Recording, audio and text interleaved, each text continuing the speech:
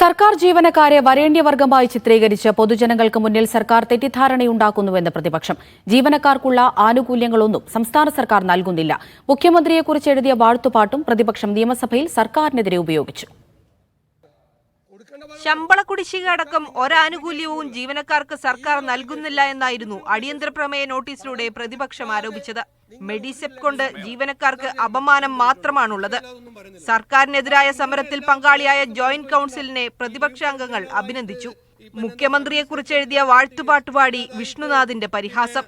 ഈ ആനുകൂല്യങ്ങളെല്ലാം ഇല്ലാതായിട്ട് അവരെന്ത് ചെയ്യും സാർ? ഈ ഇല്ലാതായ ദുഃഖമെല്ലാം കടിച്ചമർത്തിക്കൊണ്ടാണ് സാർ അവരെ സെക്രട്ടേറിയറ്റിൽ നിന്ന് ചെങ്കൊടിക്കു കാവലാൽ ചെങ്കനൽ കണക്കൊരാൾ വർഗബോധ താരയിൽ തൊഴിലാളികൾക്ക് തോഴനായി ഇരുളടഞ്ഞ പാതയിൽ ജ്വലിച്ച സൂര്യനെ. സാർ വയലാർ എഴുതുമോ സാർ ഇതുപോലെ?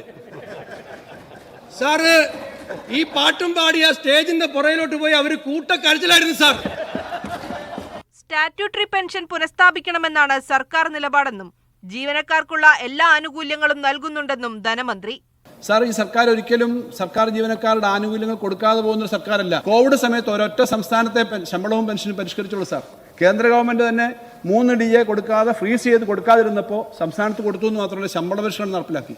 വാഴ്ത്തുപാട്ടിൽ മുഖ്യമന്ത്രി വീണുപോകരുതെന്ന് പ്രതിപക്ഷ നേതാവിന്റെ മുന്നറിയിപ്പ്. ജോയിന്റ് കൌൺസിലിൽ സമരം നടത്തുന്നതുകൊണ്ട് CPI അംഗങ്ങളെയും പ്രതിപക്ഷ നേതാവ് വാക്കൌട്ടിന് ക്ഷണിച്ചു. സർക്കാർ ജീവനക്കാരോടും പെൻഷൻകാരോടും അവരുടെ കുടുംബങ്ങളോടുമുള്ള പൂർണ്ണമായ അവഗണനയിൽ അതിശക്തിയായി പ്രതിഷേധിച്ചുകൊണ്ട് ഞാനും എൻ്റെ പാർട്ടിയും വാക്കൌട്ട് ചെയ്യുന്നു.